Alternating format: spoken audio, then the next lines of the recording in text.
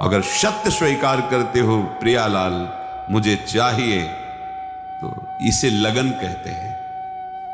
इस लगन में ऐसी अगन है, नारायण हरि भजन में पांचों न सुहात, विषय भोग, निद्रा, हंसी, जगत प्रीति और बहु बात अच्छा नहीं। जिस नींद में आप सुख लेते हैं, उपासक उस नींद को धिक्कारता है।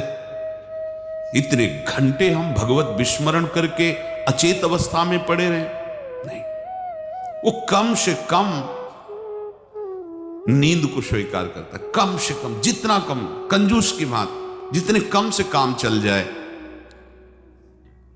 एक समय तक ये नींद परेशान करती है, फिर आप बुलाएं भी तो नहीं आएगी। जब आपका शतोगुण बढ़ेगा, भजन बढ़ेगा, फिर ये आप इसको निमंत्रण भी दे के आ जाए। निमंत्रण देने को मतलब अनुकूल वातावरण, सुंदर शैया, सब व्यवस्था कर दीजिए, नहीं आएगी। जब मंत्र और नाम को पकड़ लिया मन ने, फिर पूरी पूरी रात व्यतीत हो जाती है उपासकों की। एक मिनट के लिए नींद नहीं है, पर कोई थकान नहीं, कोई श्रम नहीं, क्योंकि जो नींद में थकान और श्रम दूर होता है वो संसार का चिंतन ना होने के कारण, और वो भगवत चिंतन का आनंदमय स्वरूप जब उसके हृदय में चल रहा है, संसार का चिंतन नहीं है, तो उनकी इंद्रियां थकान और श्रमित युक्त नहीं होती कि अब तो क्या करें, आज नींद नहीं आई, बहुत परेशान। अभ्यास तभी मानी जाएगी आप में मुमुक्षुता है, आप में लगन है, जब आप नींद पर शासन करें। हो जाता है, प्रारंभ में थोड़ी कठिनता पड़ती है, लड़ना पड़ता है इससे, और एक समय फिर ऐसा आता है कि जो आनंद की उमगन होती, तमोगुण का सुख है ये नींद। ये कोई हमारा सुख नहीं है, हमारी मांग नहीं है। सच्ची मानिए, ये नींद हमारी मांग नहीं है, हम कभी सोते ही नहीं। जो हमारा स्वरूप है त्रिगुणातीत है, कभी उसको नींद की जरूरत ही नहीं है। आप समझ नहीं पा रहे, शरीर को मैं मान करके आप इसका बहुत आदर करते हैं कि भगवत नाम चिंतन, भगवत गुण कीर्तन, श्रवण कथन में भी आप इस तमोगुणी वृत्ति को आदर दे देते। नहीं, इसे लड़ना होगा। विषय भोग, विषयों के बिना यह शरीर नहीं चल सकता, क्योंकि इसकी रचना ऐसी हुई है।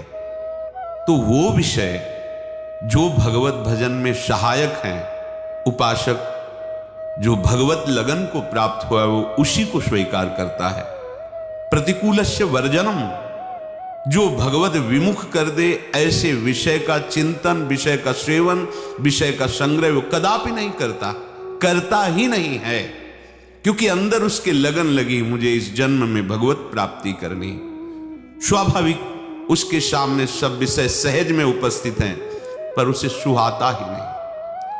हंसी, अब क्या विनोद, प्रीतम मिले नहीं है, निर्वासनिक चित्त हुआ नहीं है, कैसे हंसे? वो एक हंसी भागवतिक होती है। छिन छिन रुदन करंत, छिन गावत आनंद भरी, छिन छिन हार हसंत। खूब ठहाका मार के हंस रहा है, पर वो आनंद सिंधु प्रभु में है।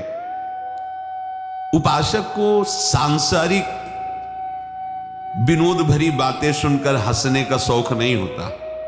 चलो अब ये प्रोग्राम देखते हैं जिससे हंसी आ जाए, जिससे हंसना स्वास्थ्य के लिए लाभदायक है।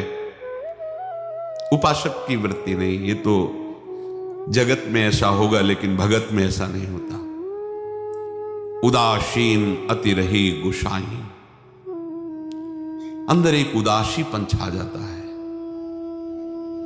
जब तक प्रीतम मिले नहीं, तब तक वो उदासी हृदय में और बाहर भी अनुभव में आनी चाहिए। बहुत बड़ी से बड़ी सुख सामग्री प्राप्त होने पर कोई हर्ष नहीं है, बड़ी से बड़ी सुख सामग्री नष्ट होने पर कोई शोक नहीं है। इसे उदासीनता कहते हैं। न हर्ष है, न शोक है, न मित्र है, न शत्रु है, वो उदासीन रहता है। ये उदासीनता भगवान की कृपा से आती है। इसमें फिर किसी विषय संयोग की इच्छा ही नहीं रह जाती। जगत प्रीति, संसार में व्यवहार बढ़ाना, यह जगत में होता है, भगत में नहीं होता। भगत तो समस्त संबंधों को मिटाने के लिए तत्पर रहता है।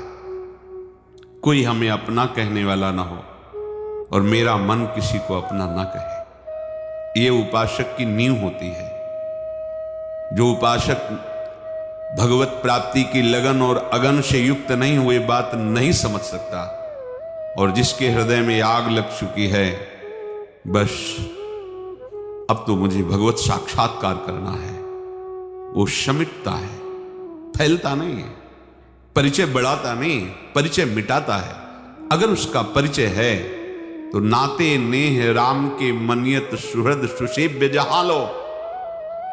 जितना भी परिचय है वो श्री जी के संबंध से है, प्रियालाल के संबंध से है, उसका जागतिक संबंध से कोई परिचय नहीं होता। जगत प्रीति और बहु बात, जैसे कंजूस एक एक पैसा संभाल कर रखता है, ऐसे ही वो उपासक अपनी एक एक श्वास को संभाल कर प्रभु के चरणों में समर्पित करता है।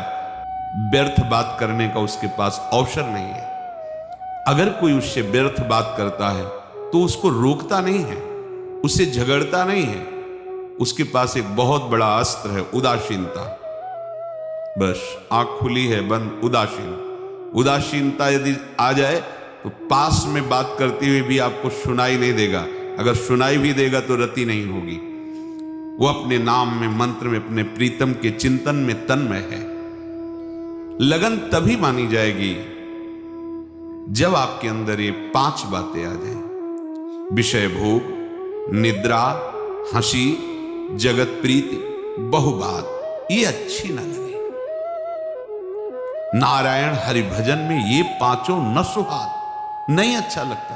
अगर ये अच्छा लग रहा है तो अभी मुमुक्षुता जागृत नहीं हुई, अभी लगन जागृत नहीं हुई। इसमें तो अपने प्राणों को जो सारा जगत प्यार करता है, वो पुष्प की भांति चढ़ाने के लिए उत्साहित हो जाता है, जिसके अंदर मुमुक्षुता जागृत हो जाती है। नारायण अति कठिन है हरि मिलन की बाट, या में पग पीछे धरे प्रथम शीश दे काट। शीश काटने का तात्पर्य है अपने अहम को, अपने महानत्व को प्रभु के चरणों में समर्पित कर दिया। उसके लिए मृत्यु भी अब खिलौना लग रही, बस किसी तरह प्रभु मिलने चाहिए। अगर करोड़ों प्राण होते तो एक साथ दे करके भी हम प्रभु को प्राप्त करते। यहां तो 5 या 10 प्राण हैं। बहुत सावधानी। लगन लगी और कोई भोग अच्छा लगे, बात समझ में नहीं आई। ब्रह्मादिक भोग सब विषम लागता है। क्यों? क्योंकि विरह कमंडल कर लिए बैरागी 2 नैन, मांगत दर्श मधु करी छके रहते दिन रैन। विराग्नि हृदय में जली है, कैसे प्रभु मिले। नेत्र विरही हो गए हैं, अब कहीं लगते नहीं, कुछ अच्छा नहीं लगता। बस अगर मांगता रहता है तो यही मांगता रहता है, हे प्रीतम आपका सानिध्य, आपका अनुभव, आपकी सेवा मुझे प्राप्त हो। इसे कहते हैं मुमुक्षुता, इसे कहते हैं लालसा, लगन।